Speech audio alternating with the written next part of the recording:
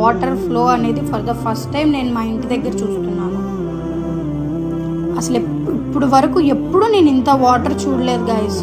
చాలా అంటే చాలా భయం వేస్తుంది. ఆ వాటర్లో పాములు, పాము పిల్లలు, జలగలు అన్నీ ఉన్నాయి. అసలు అబ్బో చీ, అన్ని వాటర్లో అవన్నీ తిరుగుతుంటే చాలా చిరాగ్గా ఉంది. అసలు ఏం చేయాలో కూడా అర్థం కావట్లేదు. నైటే ఒక నాగపాము చూద్దాం.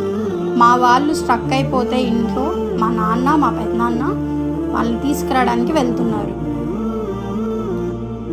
అందరూ చాలా కంగారు పడుతున్నారు బిల్డింగ్లో ఉన్న వాళ్ళు. అసలు నిత్యావసర సరుకులు కూడా లేవు మా దగ్గర.